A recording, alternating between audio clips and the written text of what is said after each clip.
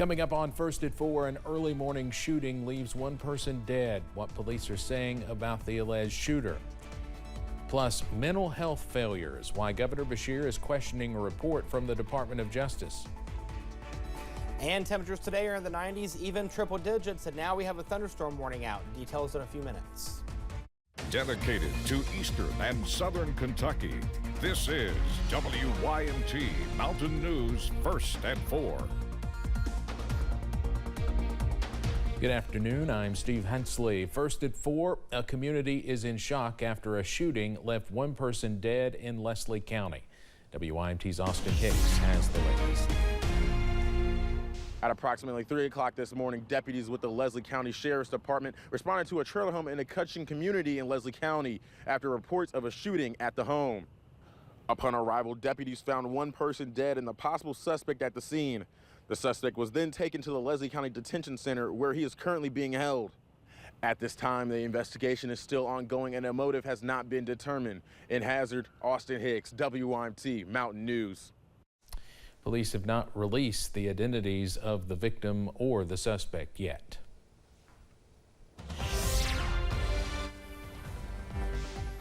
All right, we do have a severe thunderstorm warning out for portions of the viewing area at this hour, so let's go ahead and take a look here at live pinpoint Doppler. Severe thunderstorm is in effect for portions of Rowan County. Again, Rowan County, severe thunderstorm warning is in effect. This goes into effect until 4:15. 60-mile-an-hour wind gusts, quarter-size hail will be the main threats with this cell. Again, Rowan County, severe thunderstorm warning until 4:15. We'll go ahead and take a look here at live pinpoint Doppler radar. We'll go ahead and zoom out and take a look here at the home view. And you're noticing that line of showers and thunderstorms pushing its way off towards the north and east of Jackson, over towards portions of Magoffin County, a little bit of Johnson County as well. So this is something we'll be keeping an eye on as we go into the next several hours. The thunderstorm chances will remain in the forecast. The other big story is that darn heat. Look at Louisville, 101 degrees. That's not the heat index. That's the actual temperature. 90 in Lexington, 95 Irvin, 99 Monticello, 93 Prestonsburg, 94 in Pikeville. Feels like temperature in the upper 90s, even low triple digits, 106 in Monticello. I'll have the complete first alert forecast coming up in a few minutes. Steve. All right, Eric, thanks.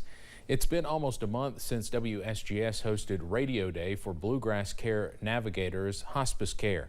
WYMT's Amelia Lee was in Hazard today to talk to those impacted by those donations. I'm standing right outside of the Hospice Care Center in Perry County.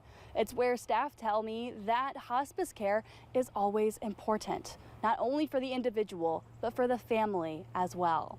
That's why Bluegrass does what they can to make sure that hospice care can stay free. The funds raised during Radio Day in Hazard, as well as in London and Pikeville, and other sorts of donations help with that. I spoke with Dawson Barnett, who works at Bluegrass. He tells me he could not be happier with the amount of support Perry County brings in every year.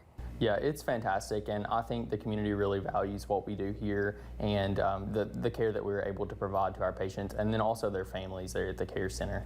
Barnett tells me over $25,000 was raised at Radio Day in Perry County. He says that number is still rising as donations continue to come in. He says that the donations don't stop there. Community members bring in food and other sorts of products to help support individuals and make sure families have what they need. In Perry County, Amelia Lee, WYMT Mountain News. Coming up at 6, we'll hear more from staff on why hospice care is important and the effects of those donations. The Justice Department says Kentucky needs to do a better job of taking care of people who are mentally ill. The DOJ says thousands of people have been hospitalized when they should be getting treatment. The department says they found the state is violating the Americans with Disabilities Act. Governor Beshear says he questions the DOJ's conclusion but is ready to discuss it. I think what we have to do is find the right balance, because we have seen some incidents where someone is not institutionalized and something bad happens. At the same time, we've got some people going into facilities that would be better served in the community. So I think what we do is we sit down with DOJ, we listen to their input, and then we try to get to the best place we can within the state. One of the criticisms in the DOJ report was the lack of mobile crisis teams. Governor Beshear said his budget included funding for these teams. The General Assembly's version did not. The Kentucky Transportation Cabinet is rolling out new technology designed to detect wrong-way drivers. It's called the Wrong Way Driving and Integrated Safety Technology System. And here's how it works. First, the detection system identifies a driver going the wrong way in real time. Then it activates warnings to discourage the wrong-way driver. Finally, it warns other drivers and first responders there is a driver going the wrong way. It's the first of many steps transportation leaders hope will increase safety. Wrong way crashes happen in different places, not just on ramps, not just on interstates. So after the testing and the evaluations are completed, we'll know more about where we can implement the projects. The Kentucky Transportation Cabinet says there's been 216 wrong-way crashes in the state since 2015. 69 of those were deadly. During the next month, pilot programs will roll out in Fayette and Jefferson counties. The Labor Day travel period begins today, and AAA expects it to be the busiest Labor Day travel period on record. TSA is expected to screen a record-breaking 17 million people through September 4th. The agency projects the busiest travel day will be tomorrow. Nearly 3 million people are expected to be screened through airports. AAA's booking data shows that Labor Day domestic travel is up 9% this year. So more people will be traveling domestically this Labor Day compared to last.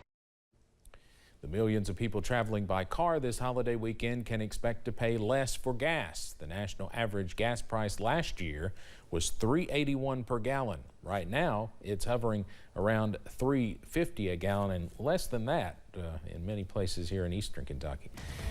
Coming up on First at 4, we are hitting the campaign trail, the big moment Vice President Harris is preparing for in Georgia, and why people are still talking about former President Trump's visit to a national cemetery. And we have a severe thunderstorm warning in effect for portions of Rowan County. We'll talk about that and the heat in the First Alert forecast in a few minutes. Stay with us.